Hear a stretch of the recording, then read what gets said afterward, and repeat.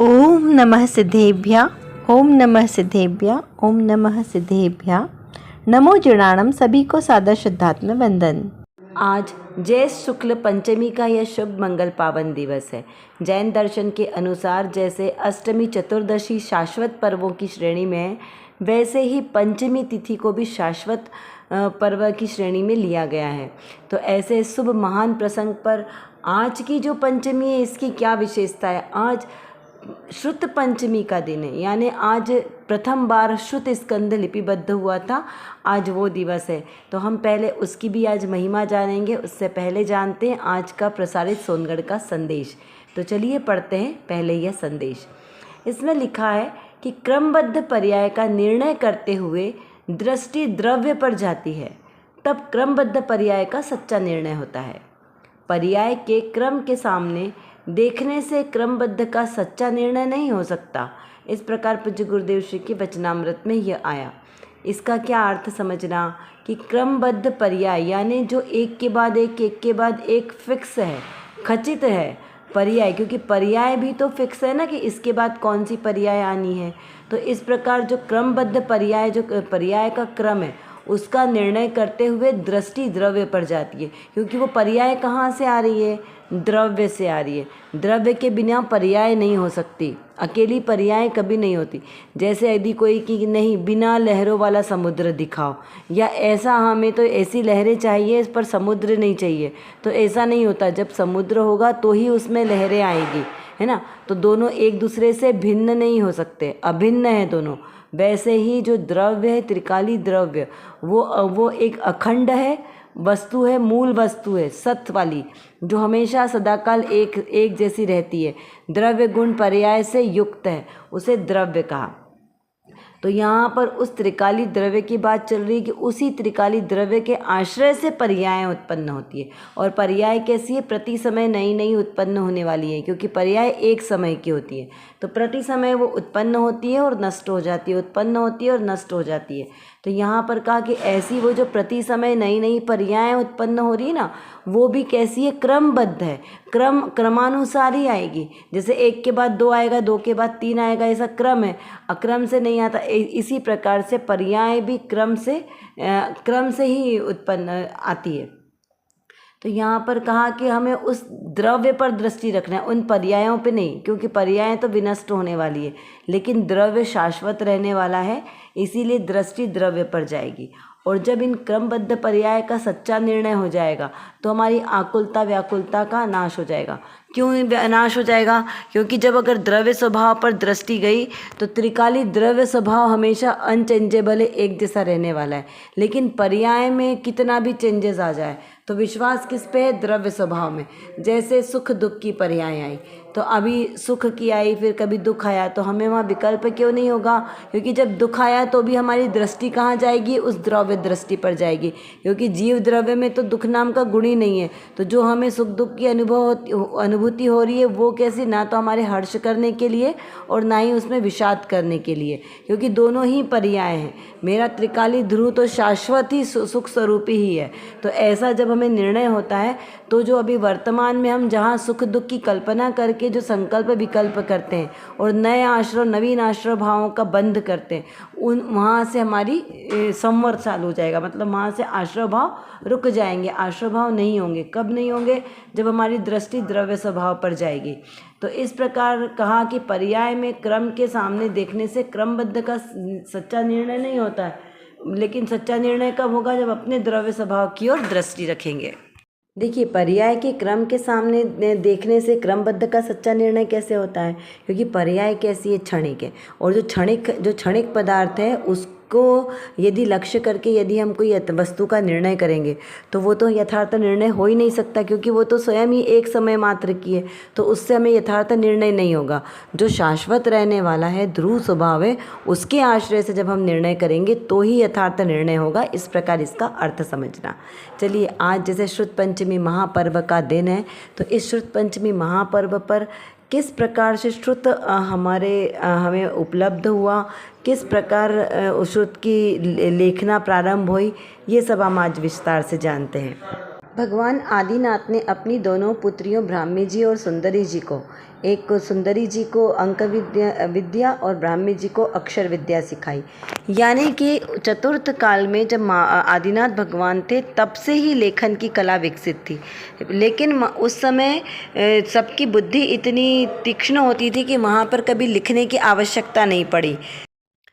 चतुर्थ काल के पूर्ण होने में 3 वर्ष 8 मास शेष रहे तब भगवान महावीर स्वामी को मोक्ष हुआ। यानी कि जब जो निर्वाण संवत चालू हुआ, वीर निर्वाण संवत, वो अभी कितना हुआ, 2551 वर्ष, इतना समय हो गया भगवान महावीर को मोक्ष जाने के बाद।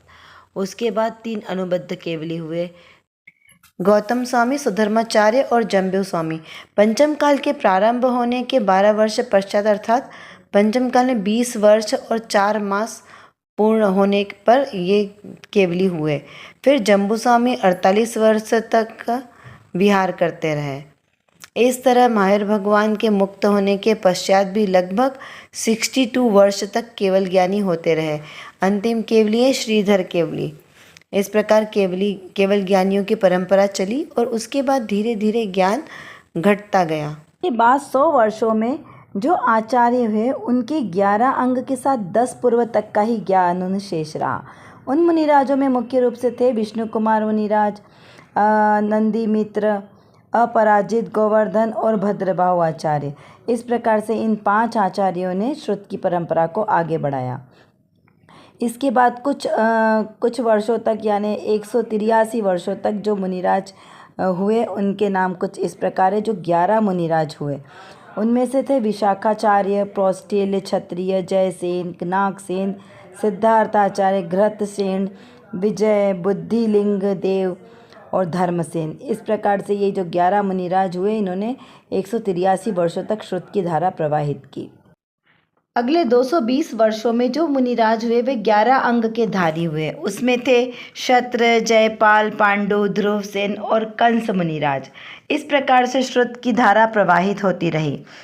उसके बाद उनकी परंपरा में सुभद्र, यशोभद्र यानी अभयभद्र भी उनके नाम से प्रसिद्ध हुए हैं, भद्रबाहु द्वितीय, यशोबाहु, जयबाहु और लोहाचार्य द्वितीय, ये 4 आचार्य हुए।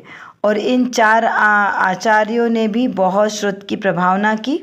ये सभी आचार्य 10 अंग के धारक हुए जिनका सामूहिक समय 97 वर्ष का माना गया है।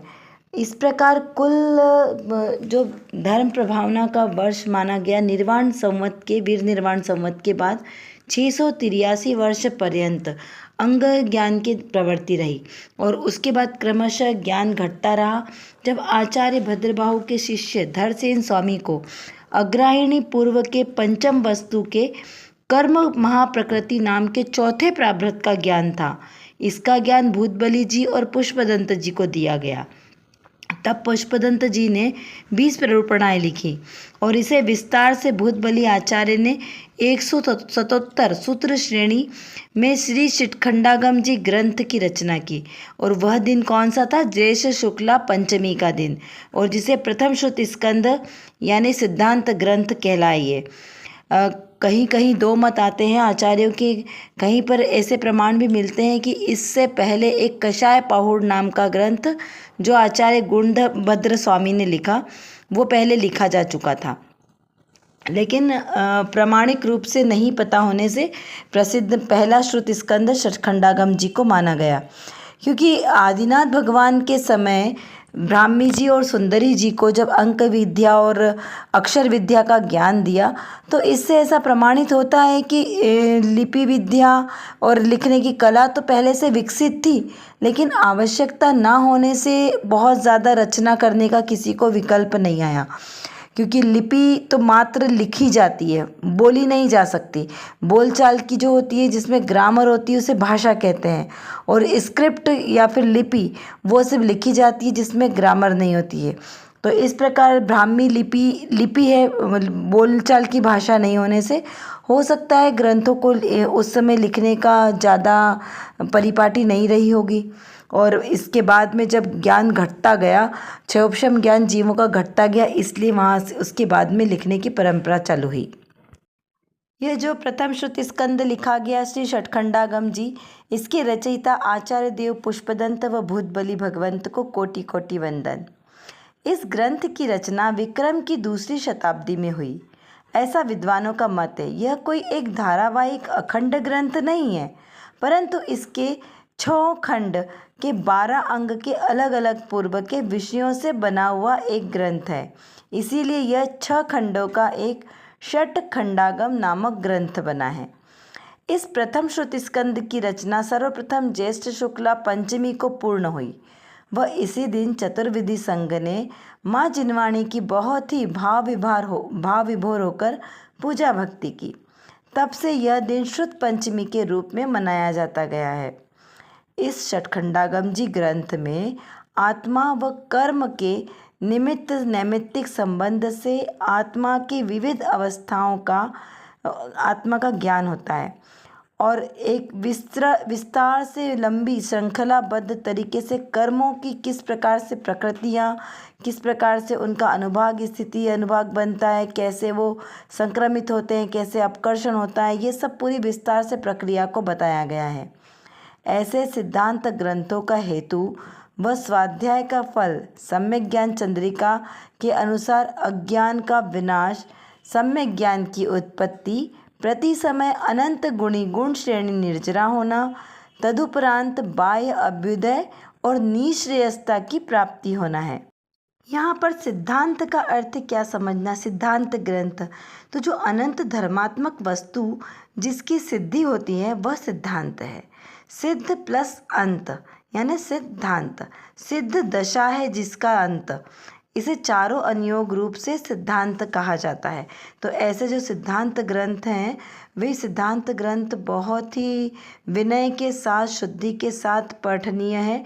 उसमें कालाचार का भी दोष का पालन करते हुए इन ग्रंथों को पढ़ना चाहिए, क्योंकि ये आचार्य देवों के द्वारा लिखित ग्रंथ है जिसमें जिन शासन के मूल सिद्धांतों का रहस्य लिखा है। तो ऐसे ये जो ग्रंथ महाग्रंथ हैं इनका दर्शन मात्र भी महादुर्लभ है। षटखंडागम जी, धवला जी, कषाय पाहुड़ जी आदि ग्रंथों की तो इतनी महिमा बताई गई है आचार्य देव ने कि जो इनका एकमात्र दर्शन कर ले उनसे ही कई पापों की निर्जरा होती है और पुण्य की प्राप्ति होती है। क्योंकि गुरुदेव श्री से पहले कितनी बार हमारे विद्वानों ने प्रयास किया उन्हें ये ग्रंथ प्राप्त होने के लिए, लेकिन ग्रंथ प्राप्त नहीं हुए। इसका हमें विस्तार से यदि कथानक सुनना हो तो बहुत ही मार्मिक कथानक श्री धवला जी ग्रंथ में 125 पेजों में लिखा हुआ है, उसकी प्रस्तावना में, कि किस प्रकार से दुर्लभता के साथ ये ग्रंथ प्राप्त हुए। कितने सारे श्रेष्ठियों ने और विद्वानों ने प्रयास किया और जब जाके ये ग्रंथ हमारे सामने प्रकाशित हुए।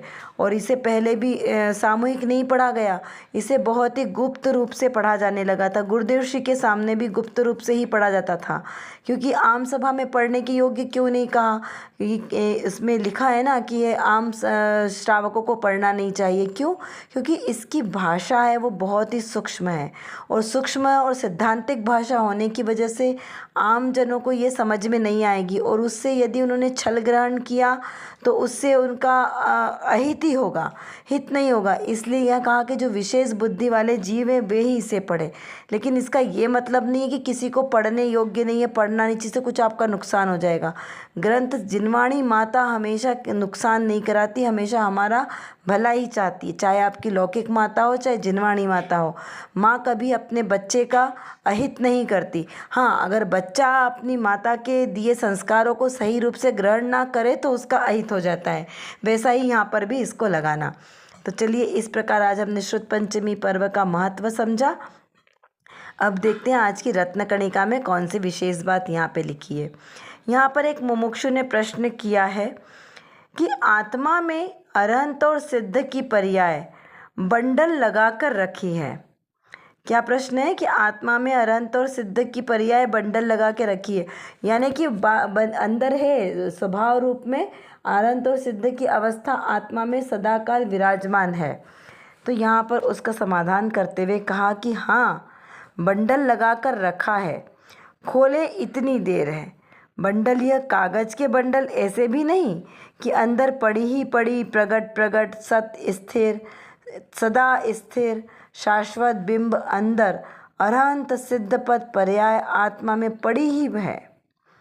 क्या कहा यहाँ पर, क्या बताना चाहते हैं कि बंडल लगा कर रखिए का मतलब कि स्वभाव में शक्ति अपेक्षा से अंदर में सिद्ध अरहंत और सिद्ध की पर्याय हैं। तो हमें क्या करना है, उस बंडल को खोलना है। पेपर का बंडल है तो पेपर कैसे पढ़ पाएंगे, जब उसके बंडल को खोलेंगे तब पेपर में हाथ आएगा और उसे हम पढ़ पाएंगे। तो वैसे ही अरहंत की सिद्ध की पर्याय जो मेरे आत्मा के ध्रुव स्वभाव में है, तो उसे हमें क्या करना है, मात्र उस पर्याय को प्रकट रूप में प्रकट करना है, पर्याय वर्तमान में प्रकट करना है। और बस वो हमारे हाथ में ही है। जैसे हाथ में आंवला रखा है, बिल्कुल वैसे ही अरहंत और सिद्ध की पर्याय मेरे सामने ही है। इस प्रकार इसको यहाँ पर समझना है। मुमुक्षु ने एक और प्रश्न किया है कि प्रगट पड़ी है, इसका क्या अर्थ लेना। प्रगट है, किस प्रकार प्रगट है, तो उसका समाधान करते हुए पूज्य गुरुदेव श्री ने इष्टोपदेश के 4 नंबर के श्लोक के आधार से बताया कि प्रगट नहीं, शक्ति रूप से है। अभी वर्तमान में पर्याय में अरहंत और सिद्ध दशा कैसी है, शक्ति रूप में है। प्रगट रूप से तो किसकी होगी, जो केवल ज्ञान, जिनको केवल ज्ञान की प्राप्ति हो गई है, उनको प्रगट रूप से प्रकट हुई है। अभी जब तक केवल ज्ञान प्रकट नहीं हुआ तब तक तो वो कैसी है, शक्ति रूप से है। प्रगट यानी शक्ति रूप से प्रकट ही है, शक्ति रूप से प्रकट ही है। अर्थात अभी वर्तमान पर्याय में सिद्ध दशा या अरहंत दशा प्रकट रूप से नहीं है, लेकिन जब जीव पुरुषार्थ करे तो पुरुषार्थ के साथ वो सिद्ध और अरहंत दशा को प्राप्त करेगा। इस प्रकार इसका यहाँ पर अर्थ समझना। जैसे कोई बीज है और बीज में शक्ति रूप से पेड़ की अभिव्यक्ति होती है, लेकिन व्यक्ति नहीं है, क्योंकि अभी उसमें पेड़ नहीं निकला।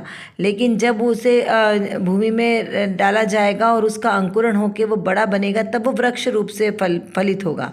वैसे ही जो अभी वर्तमान दशा है, वर्तमान दशा में पामरता है, कर्मों की अपेक्षा से अभी वो अशुद्ध है, लेकिन यही जीव पुरुषार्थ के बल से अरहंत और सिद्ध अवस्था को प्राप्त करेगा। यानी उसमें शक्ति तो सिद्ध समान शुद्ध होने की है। इस प्रकार यहाँ पर इसका आशय निकलता है। चलिए अब कुछ प्रश्नों के माध्यम से हम चिंतन धारा को बढ़ाते हैं। श्रुत यानी क्या, श्रुत कहो, आगम कहो, जिनवाणी कहो, इसका क्या मतलब, कैसी होती है जिनवाणी, क्या स्वरूप है जिनवाणी का, इसका विचार चिंतन करें। क्योंकि संसार में तो बहुत सारे शास्त्र हैं, तो कौन सा शास्त्र सच्चा है जिसे हमें जिनवाणी कहते हैं। ये श्रुत पंचमी पर्व को मनाना कब सार्थक होगा। श्रुत पंचमी पर्व तो हम कितने समय से मनाते आ रहे हैं, लेकिन क्या उसकी सार्थकता है और क्या किस प्रकार से उसकी सार्थकता सिद्ध होगी, इसका हमें बहुत ही गहराई से विचार चिंतन करना चाहिए। श्रुत पंचमी को किस प्रकार हृदय में धारण करना और किस प्रकार से उसकी साथ संभाल करना, वैयावृत्ति करना, क्योंकि जिनवाणी की वैयावृत्ति भी बहुत आवश्यक है। यदि हमने जिन श्रुत को नहीं संभाला तो हमें आगे नहीं मिलेगा। जिनवाणी मेरे आत्मकल्याण में साक्षात निमित्त कारण कैसे है, क्या बिना जिनवाणी के स्वाध्याय के भी सुख की प्राप्ति हो सकेगी। मेरा आत्मा अरहंत और सिद्ध के समान शुद्ध स्वरूप कैसे है, विचार करें। कर विचार तो पाम, हम जितना विचार करेंगे उतना ही हमारा विषय क्लियर होगा, क्योंकि हमारे पास समय की कमी है और जानना बहुत ज़्यादा है। और किसको जानना है, अपने ही ज्ञायक स्वभाव को जानना है। तो जब तक हम अपने इस ज्ञायक स्वभाव को नहीं जानेंगे तब तक हमारा कोई भी कार्य सिद्ध नहीं हो सकता। तो एकमात्र जो मेरे अंदर मतलब मेरे आत्म स्वभाव में जो ज्ञान नाम का विशेष गुण है, इस गुण को एकमात्र अपने ज्ञायक स्वभाव को जानने में लगाएं तो निर्विकल्प दशा की प्राप्ति होगी। और इस निर्विकल्प दशा के ही आश्रय से हमें शाश्वत सुख की प्राप्ति होगी। तो वो शाश्वत सुख हमें प्राप्त हो, इसीलिए पुरुषार्थ करना आवश्यक है। उसके लिए व्यवहार से तो सच्चे वीतरागी देवशास्त्र गुरु का आश्रय लेना योग्य है, और निश्चय नय से मेरी निज शुद्धात्मा का आश्रय लेना ही सर्वश्रेष्ठ उपाय है। अभी के लिए बस इतना ही। विशेष चर्चा हम आगे की कक्षाओं में करेंगे। तब तक हम अपने आत्मस्वरूप को जानें, पहचानें और उसी में लीन रहें। इसी विशेष मंगल भावना के साथ आप सभी को सादर जय जिनेंद्र।